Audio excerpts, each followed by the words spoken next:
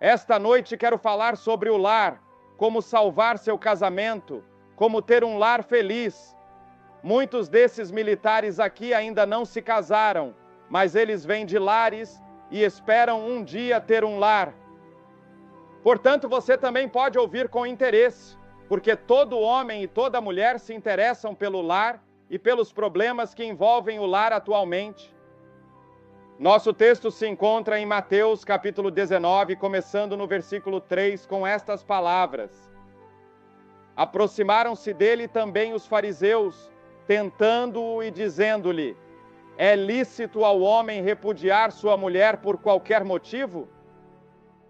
E ele lhes respondeu: vocês não leram que aquele que os fez no princípio os fez macho e fêmea? E disse: por isso deixará o homem pai e mãe, e se unirá à sua mulher, e serão os dois uma só carne. Portanto, não são mais dois, mas uma só carne. Portanto, o que Deus uniu, não o separe o homem. Seu casamento é bem-sucedido? Sua casa é feliz? Seu lar está livre da tensão que acomete tantos lares atualmente? Ou seu lar é tumultuado e conflituoso? Ou é um lar desfeito? Ou é um lar que está prestes a se desfazer? 1 em cada 4 casamentos americanos termina. Porém, nos últimos 3 anos, as estatísticas estão subindo novamente depois de se estabilizarem por cerca de 5 anos. E agora a grande novidade é a troca de esposas.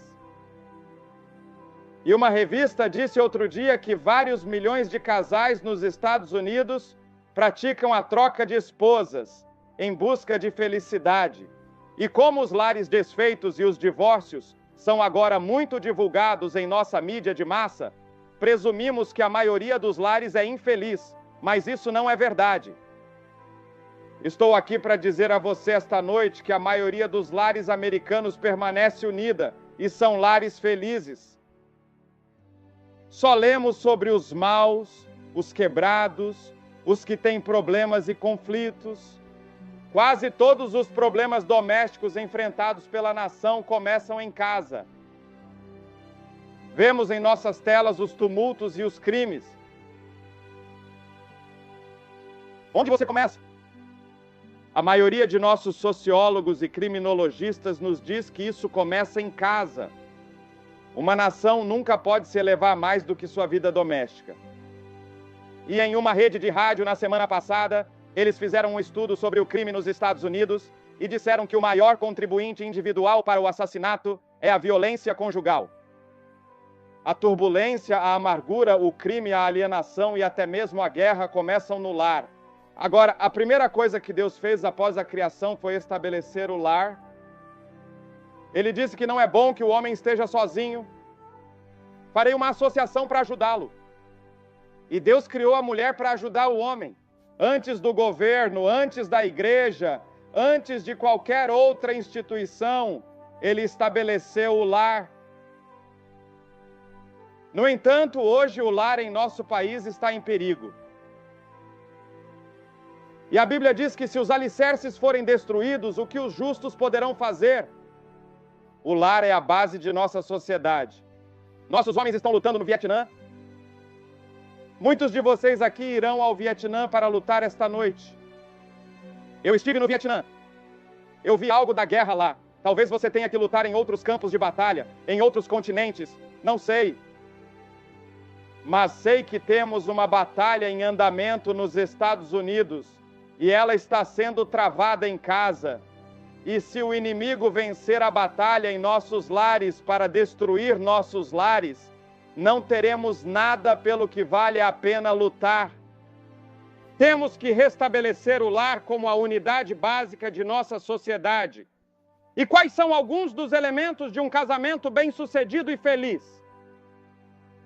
Primeiro, deve haver um casamento divinamente ordenado. A Bíblia diz que se uma casa estiver dividida contra si mesma, essa casa ou esse lar não poderá subsistir. A Bíblia diz: não vos prendais a um jugo desigual com os incrédulos. Agora, isso se aplica somente aos cristãos. Se você é cristão, devemos nos casar com outro cristão. E no Antigo Testamento, Deus disse ao povo, que houvesse neles um coração tal que me temessem e guardassem sempre todos os meus mandamentos, para que tudo corresse bem com eles e com seus filhos, e para que tivessem lares felizes para sempre. O temor do Senhor e a obediência a seus planos e regulamentos para o casamento quase garantem um casamento bem-sucedido, e isso deve começar no namoro. Comece a namorar a garota certa ou o cara certo. Façam orações juntos. Você diz, Billy, não seja tão quadrado. Você sabe que hoje não oramos em datas. Na verdade, eles nem mesmo chamam mais de encontros. Por que não orar se vocês dois são cristãos? E então, quando você começar a falar seriamente, que tal pedir a Deus para guiar e orientar? Atualmente, muitos casamentos são baseados na atração física. Em vez da beleza interior do caráter, porque quero dizer a você que a atração física logo passa, a menos que haja algo que a sustente, chamado caráter cristão. Sim, você precisa começar no namoro. Você sabia que é uma coisa muito interessante que eu estava lendo outro dia, algo que era quase inacreditável?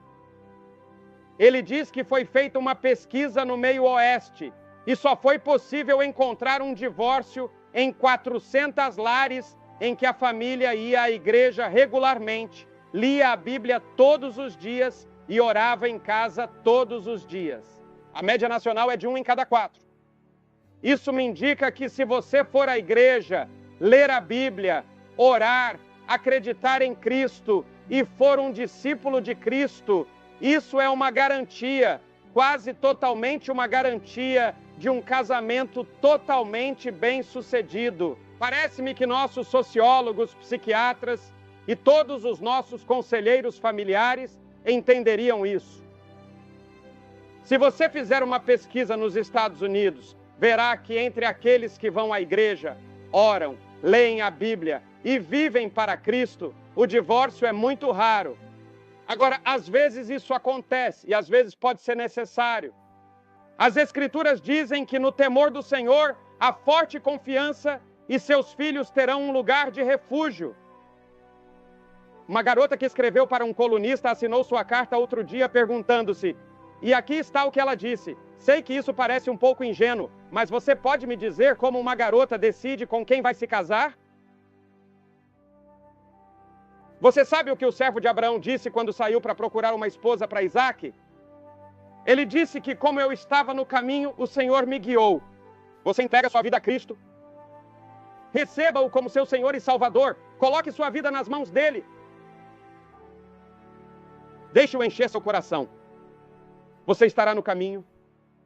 Deus guiará você até a garota certa ou até o rapaz certo. Deixe que ele ajude você a escolher a pessoa certa. Em segundo lugar, um casamento bem-sucedido é aquele que é uma fidelidade diária ao voto matrimonial. Você promete ser fiel até que a morte os separe. As Escrituras colocaram uma cerca em torno do casamento e Deus disse, você não deve. Você não deve cometer adultério. O pecado do sexo antes do casamento destruirá seu caráter e seus ideais e certamente prejudicará seu futuro casamento. O sexo fora do casamento é um pecado de acordo com a Bíblia. Não porque Deus não queira que você se divirta. É um pecado por causa do que isso faz com você psicologicamente, do que isso faz com o seu futuro casamento. E muitos de nossos sociólogos e psiquiatras estão agora dizendo que isso é verdade. O sentimento de culpa que isso deixa, especialmente entre as mulheres jovens. Mas há muitas outras coisas sobre as quais não falarei hoje. Mas a Bíblia diz que você não deve cometer adultério. E depois do casamento, se você cometer esse pecado, a Bíblia diz que é um dos 7 pecados capitais e um dos piores pecados que você pode cometer diante de Deus. E a Bíblia diz que isso endurece seu coração em relação a Deus mais do que qualquer outro pecado. Se você está vivendo esse tipo de vida, quase que pode dizer que não virá a Cristo. Porque você endurece seu coração. É possível você vir a Cristo. é possível vir e pedir perdão a Ele e Ele perdoará você. Mas seu coração se endurece e é difícil para você ter um relacionamento com Deus. Mas se você hoje estiver disposto a abandonar esse pecado e desistir dele, disposto a romper esse relacionamento que Deus condena, Cristo morreu na cruz por seus pecados. E você pode encontrar o perdão e pode reconstruir sua vida destruída com a ajuda de Deus. Ele o perdoará e você poderá sair daqui tão limpo e puro como se nunca tivesse cometido um pecado. Mas esse pecado era tão terrível aos olhos de Deus que no Antigo Testamento ele exigia a pena de morte. Você sabe, é muito interessante para mim que no Antigo Testamento, quando Deus estabeleceu as leis de como a sociedade deveria ser regulada, havia a pena capital. E é muito interessante o fato de que a pena capital foi aplicada ao homem e à mulher que foram pegos no ato de adultério. E Deus estava querendo mostrar ao mundo a seriedade do voto matrimonial. Porque veja bem, você faz esse voto diante de Deus. E a Bíblia fala sobre olhos cheios de adultério. Jesus diz que aquele que olhar para uma mulher e tiver desejo em seu coração, ele já é culpado. E Jó disse: fiz um pacto com meus olhos, por que eu deveria olhar para uma empregada? Em terceiro lugar, um casamento bem-sucedido não só tem fidelidade ao voto matrimonial, mas também é um altar familiar diário. Isso significa fazer orações diárias. Em Atos 5 está escrito: e todos os dias, em todas as casas, não cessavam de ensinar e pregar a Jesus Cristo. As Escrituras falam continuamente sobre a igreja na casa. Você deve ter oração e leitura da Bíblia em sua casa. Você o tem em sua casa? Você diz uma bênção à mesa antes de comer? Você tem um momento em que reúne sua família por alguns minutos, lê alguns versículos e faz uma oração? Em nossa casa temos oração e leitura da Bíblia. Fazemos isso de forma muito breve e curta. Nenhum dos meus filhos se rebelou, pelo menos até agora, contra as devoções em casa, porque tentamos torná-las interessantes e breves.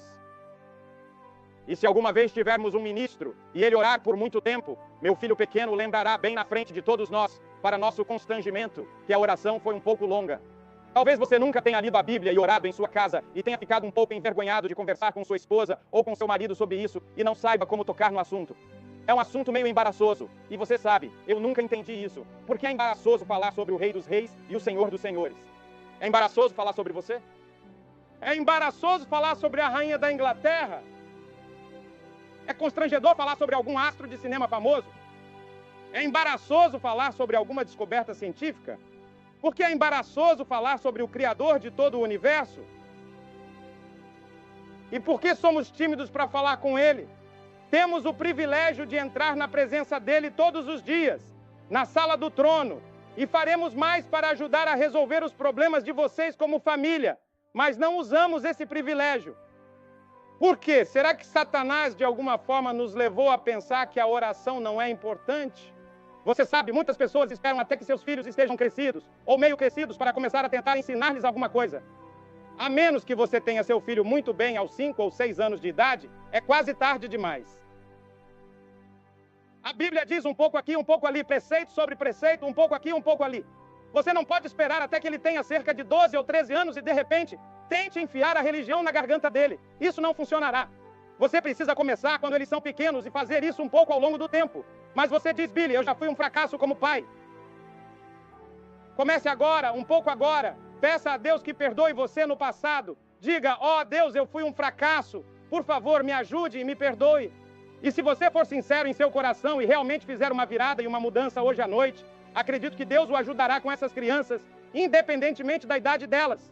E em quarto lugar, para que um casamento seja bem-sucedido, é preciso que haja um pai e um marido dedicados. A Escritura diz: e disse o Senhor, porque eu conheço Abraão, e ele ordenará a seus filhos e a sua casa depois dele, e eles guardarão o caminho do Senhor. Não seria maravilhoso se Deus pudesse dizer isso sobre mim? Porque eu conheço Billy Graham, e ele ordenará a seus filhos e a sua família depois dele, e eles guardarão o caminho do Senhor. Você não gostaria que isso fosse dito sobre você? A Bíblia diz que Moisés foi fiel em toda a sua casa. Às vezes isso requer a ajuda da esposa. Um homem parecia muito deprimido ao sair de seu escritório após o primeiro dia com sua nova secretária. Quando lhe perguntaram o motivo, ele respondeu que havia confiado a contratação de uma nova secretária à sua esposa. Muito interessante, respondeu seu amigo. Ela é loira ou morena? Ela é careca, disse o homem.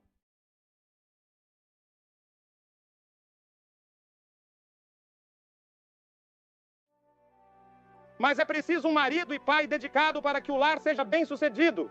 E a Bíblia considera o homem responsável e responsável. Em nossa casa, minha esposa teve que ser pai e mãe. E ela fez um trabalho magnífico. E eu lhe dou crédito hoje. Ela os leu com uma Bíblia em uma mão e uma vara de nogueira na outra. E até agora tem funcionado. A Bíblia fala sobre as pessoas na igreja e diz: alguém que governa bem a sua própria casa, tendo seus filhos em sujeição. Você sabe, estamos desenvolvendo neste país uma espécie de sociedade matriarcal em certos segmentos de nossa sociedade, onde o marido é fracassado. Isso não é falha da esposa. A esposa tem que assumir o controle, como quase no caso da minha casa, porque tenho viajado muito. Sou grato por uma esposa cristã que, com toda a humildade, tentou ocupar o lugar de marido, pai, esposa e mãe. Mas é uma tendência perigosa em uma sociedade, quando ela se torna uma sociedade matriarcal. Porque Deus ordenou que o homem seja o cabeça da casa. E o homem deve ser o provedor da família. Essa é a responsabilidade de um homem. E se o homem não estiver cumprindo essa responsabilidade, Deus o responsabilizará no julgamento. Você diz: bem, eu não tenho sido o tipo certo de marido e não tenho sido o tipo certo de pai. O que eu vou fazer? Ajoelhe-se agora mesmo e peça a Deus que o perdoe e determine a partir deste momento que você viverá uma nova vida. Você deixará Cristo entrar em seu coração. Você vai pedir a Ele que perdoe seu pecado, entre em sua vida e faça de você o tipo certo de marido. Você diz: bem, eu não tenho sido o tipo certo de marido e não tenho sido o tipo certo de pai. O que eu vou fazer? Ajoelhe-se agora mesmo e peça a Deus que o perdoe e determine a partir deste momento que você viverá uma nova vida. Você deixará Cristo entrar em seu coração. Você vai pedir a Ele que perdoe seu pecado e entre em sua vida e faça de você o tipo certo de marido e o tipo certo de pai. E em quinto lugar, para que o casamento seja bem sucedido, você precisa ser uma esposa e mãe dedicada. A Bíblia diz que as mães demonstrem primeiro piedade em casa, pois isso é bom e aceitável diante de Deus. A Bíblia diz que as mulheres devem guiar a casa e não dar ocasião ao adversário de falar em tom de reprovação. E você sabe que às vezes, em uma entrevista na televisão, vemos uma dona de casa que está sendo entrevistada e ela pergunta: o que você faz? E ela diz: bem, eu sou apenas uma dona de casa, meio que se desculpando. Não sou uma estrela, não sou uma pessoa glamurosa, sou apenas uma dona de casa comum. Bem, quero dizer que ser dona de casa e ser mãe é o maior chamado do mundo. Agora vocês homens devem aplaudir isso porque está certo.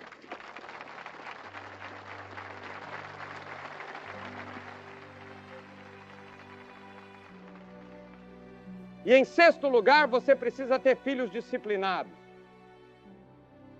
O apóstolo Paulo disse que um dos sinais dos últimos dias será a desobediência aos pais. E vemos hoje crianças desobedientes. Absalão foi levado ao julgamento de Deus em sua vida posterior por ter desobedecido a seu pai. E na Bíblia, no Antigo Testamento, as crianças eram severamente punidas por se rebelarem contra seus pais. Atualmente há um estranho ensinamento de que os filhos se rebelam naturalmente contra os pais, que todas as crianças chegam a uma idade em que se rebelam contra os pais. Você não acredita nisso? Nunca me senti realmente rebelde contra meus pais no sentido que estamos falando hoje. Minha esposa diz que nunca se rebelou contra seus pais. Nada além de amor e temor reverencial por seus pais, de acordo com a Bíblia. Conversei com centenas de pessoas e perguntei: você se rebelou contra seus pais? Eles disseram que não. Não tive tempo, trabalhei demais. E em sexto lugar, um destino determinado. Coloque sua casa em ordem, diz a Escritura. Você tem sua própria casa em ordem? Você já tomou uma decisão por Cristo? A Escritura diz: escolha hoje a quem você vai servir, mas eu e minha casa serviremos ao Senhor. Creia no Senhor Jesus Cristo e você e sua casa serão salvos.